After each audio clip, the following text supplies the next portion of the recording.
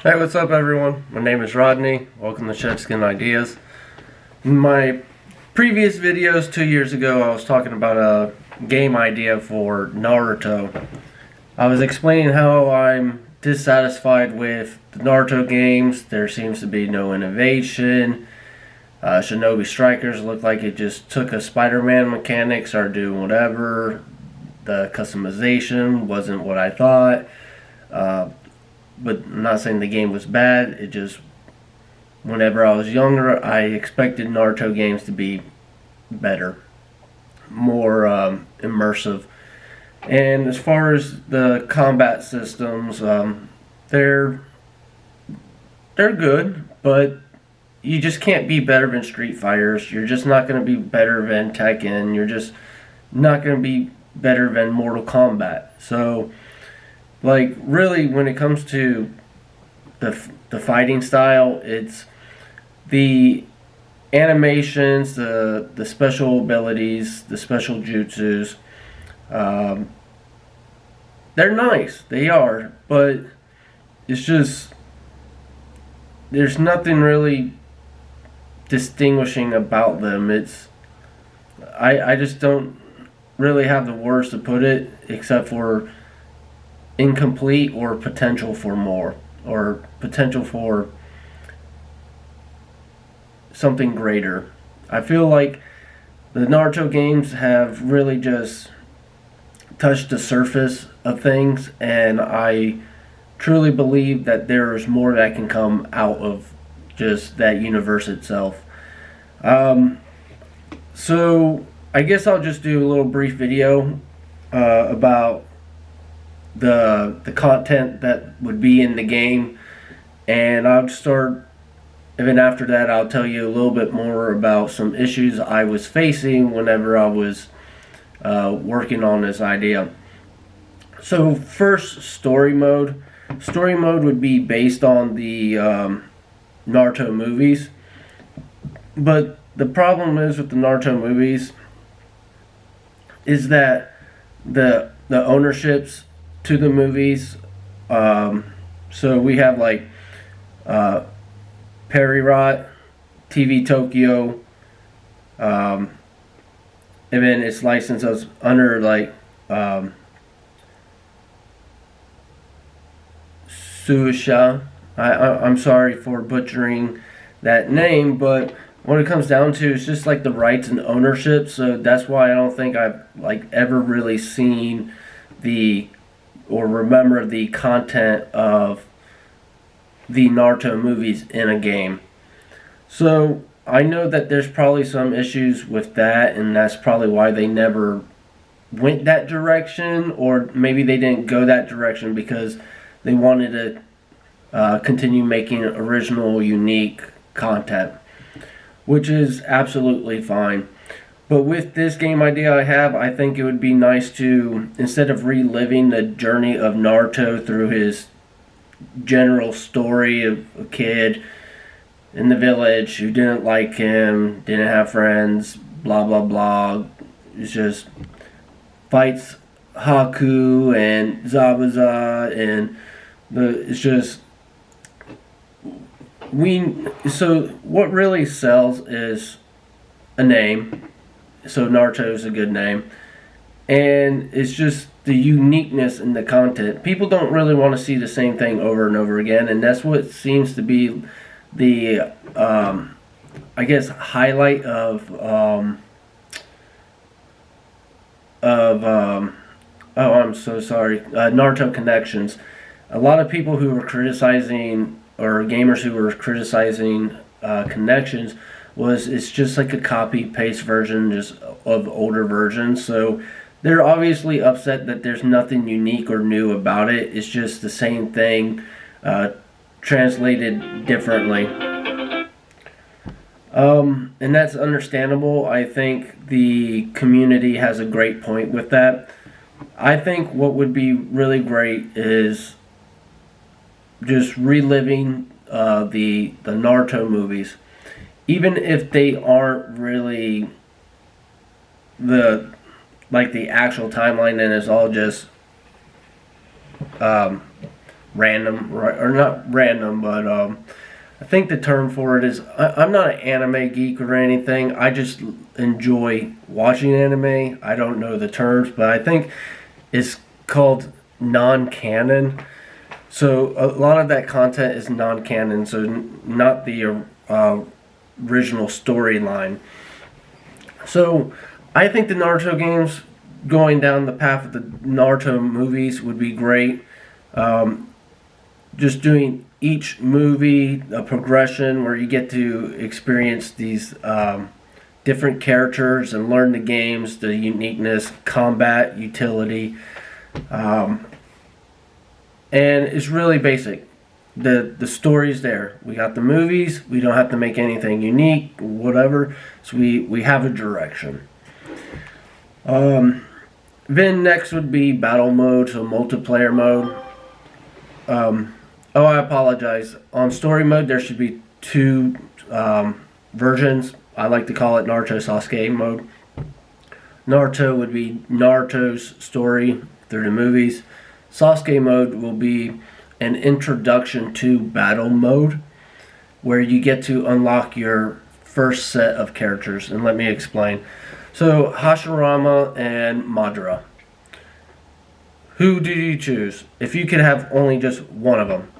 If you had the game and you could unlock one character right now, what would it be? And that's what Sasuke mode would be. You have these famous fights or iconic fights, and you select a specific character. You have a rough tutorial with that character, learn the basic jutsu skills, learning how to kind of free roam to a certain destination, and you fight the opposite option. So when I was thinking Kakashi versus Zabuza, right? Because that was way in the beginning. That's kind of just like what we think of Kakashi. It's like Kakashi versus Zabuza, right? But what about Kakashi and Obito, like towards the end, right? So it's just like there would have to be some figuring out on that, obviously. But you choose your character, you do your tutorial. When you beat it, or when you complete it with whatever conditions or criteria that you need to reach, then you move on to the next character you select. And then once Sasuke mode is completely finished, you go to battle mode, and then you have your first set of unlocked characters. And in order to unlock the other ones, you need to fight against someone else, another online player, not a friend, not inviting someone into a party and just having a casual fight, because it's just like anyone could just let someone beat them 500 times and get whatever achievements and accomplishments, right? So to prevent that, say I select Madara, I have to fight against people who have Hashirama. So I'm thinking a filter. When you select your character, say Madara, and we'll say there are different challenges. So one would be the Hashirama challenge. Beat Hashirama 100 times, unlock Hashirama. Do this X amount of times, unlock black or white Zetsu. Just things like that, right? Very standard. And then next would be Shinobi Universe. Pretty much the golden the golden version of the game. The innovative game where you can actually create your own character, live in the Naruto world in the same timeline as Naruto, and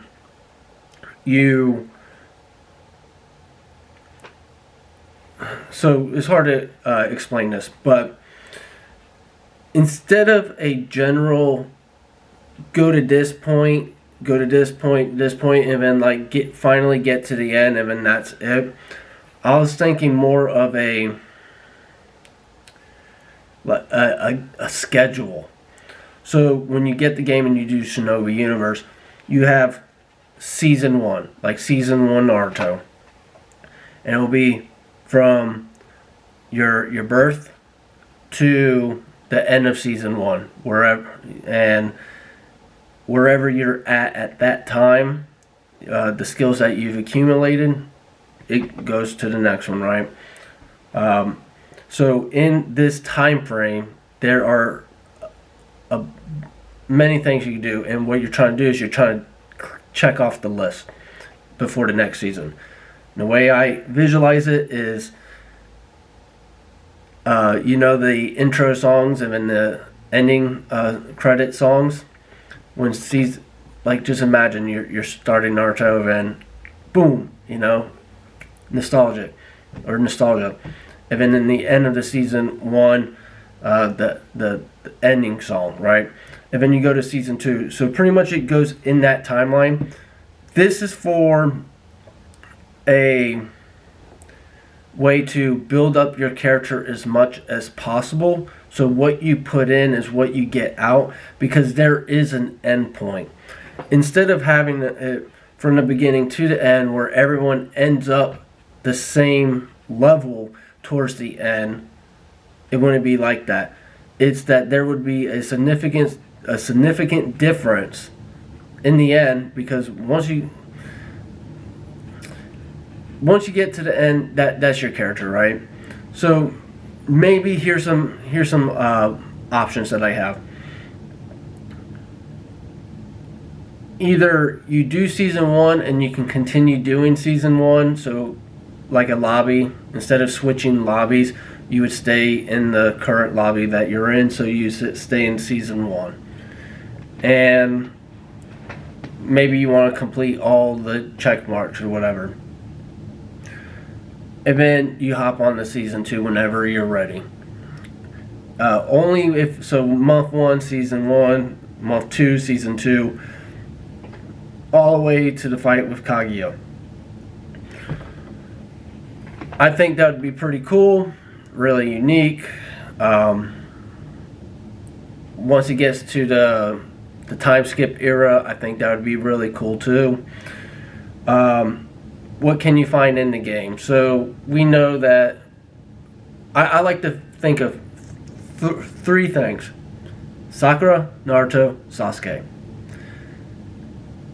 Okay, now we have Tsunade, Jiraiya, Orochimaru, Boruto, Sadara, and Mizuki.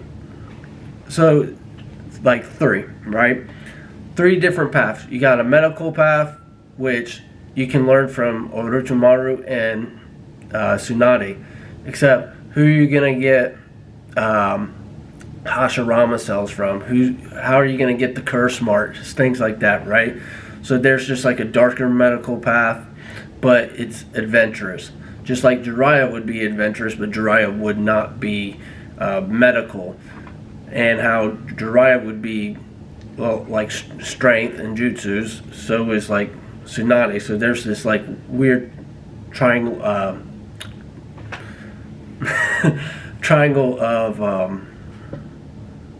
connection, associations. So you can do different things, and it's one of those things where if you join in dark forces, you have a harder time getting out. So this isn't some lolly goo good land. You go here and you just meet this person and you do certain things and you can just walk off. No, like once you're in, you're like in. You got to be careful with who you associate yourself with, things like that. But if you've learned anything from Orochimaru, is that he collected DNA, he did experiments. So if you want to be your own personal experiment, if you want to make your character and learn stuff or adopt skills from other players, that's the person you'd go to for knowledge like that. If you want more of a adventurous, heartful kind of storyline, you'd go for Jiraiya. And if you go with Orochimaru, don't expect going to the Leaf. And if you meet with Tsunade, you can have more like gambling strategy, medical related journey. I'm thinking once you meet these characters, you do like a quest, kind of like a mission, except for it would be a quest with these players. And if you choose Jiraiya and Tsunade, before Tsunade becomes Hokage and you meet Jiraiya, then you can get the clearance to go to Konoha, or Konoha,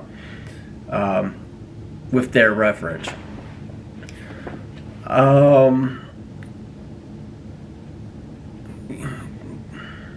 It's just a free world, and you get to build your character, learn your jutsus and skills and stuff like that. I don't know how to explain it except for free roam, true personalization, not an illusion of choice. Now, then there's Battle Royale mode. So Battle Royale mode, I thought of it in many different ways. Of course, when we think of Battle Royale, we think of a storm. And it originally started like that. And I think it would still be cool because in the early years of whenever I was thinking about this, I wasn't even thinking about Battle Royale. It wasn't until a few years later Battle Royale came a thing or became more popular. I wasn't an extreme gamer in the past, so I was doing my own thing. In the gaming world, there was a lot going on that I didn't even know about.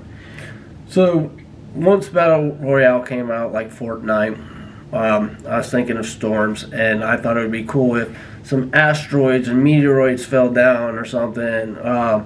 So tidal waves, like the ocean was just flooding, right, and bringing it in. Or thunderstorms, sending thunders down, maybe an earthquake where the rocks were just like collapsing and you just have to go forward. I was thinking of any way that wouldn't do minimal damage that you could get out. I was thinking of a way, once you get in, there's like hardly no way of getting out, period, the moment that storm starts going. Because you were in some Battle Royale games, you'd be able to flank people by just purposely going in the shield and doing some damage, but people would, you would be obstructed, people wouldn't see you as well, and which is great, but I was thinking of something that really said, no, you have to stay in the circle. So that was my idea for Battle Royale mode, but it transitioned to something more like a multiplayer game, kind of like how you would, just in like shooter games, it would be 6-on-6, right? Well, I was thinking 20 against 20 or 50 against 50, more like war related, because there was the first, second, third Great Ninja War, right? And it was like village against village. So I thought it would be cooler if it was just red versus blue style. Just big format, red versus blue, last man standing. I thought that was a cooler Battle Royale mode. But tell me what you think. Which one sounds cooler to you? You have to also take in consideration that game developers put in a lot of work to make games, and it takes a long time to make a good game and a lot of money, and you're not even guaranteed to get a good game. Some game studios are a bit greedy, and then they they steer away from the original focus, and the energy is different and noticeable, and it messes with the fan base, right? So it's just like, how do we actually accomplish this? Is we can't really have everything in the game as much as we want to. Maybe if we broke it down in different games, instead of it being 4 modes in one game, maybe break it down into 2. So like we'll have the Naruto format, and in the Sasuke format. I mean, like, why not, right? Because Naruto Sasuke. So I think it would just be cooler together. In a money way, it's just like you can make one game, and if you the amount of work that you put in is the amount you can fucking charge people for, and they don't get to fucking say anything about it because they're not the ones who fucking had to put in the work to fucking do it. You know, a lot of people think that $100 per game is a lot.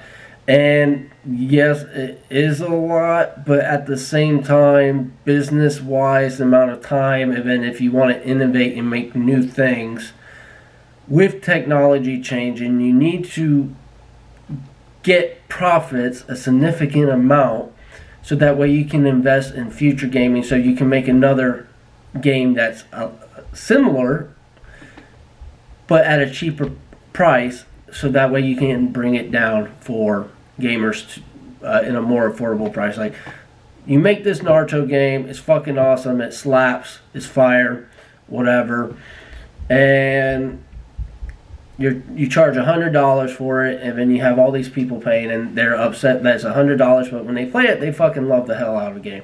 That's where it really comes out. They're not going to complain about the price if it's great, right? And let's just be for real. One Piece is...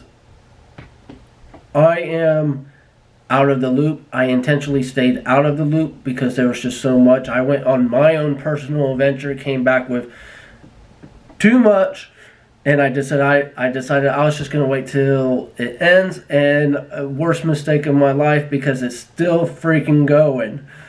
But anyways, One Piece is popping off like crazy. Fans are crazy. I don't remember the amount of One Piece fandom back in the day. Like, it's really resonating with a lot of people, and that's really cool. I can't wait till I have the time to watch these, and I really hope I can have a lifestyle where I can do that. I mean, I'm trying to keep up with just the new animes that come out in the season, right? It's easier to watch one whole season of a whole bunch of ones instead of, oh, goodness gracious. Anyways,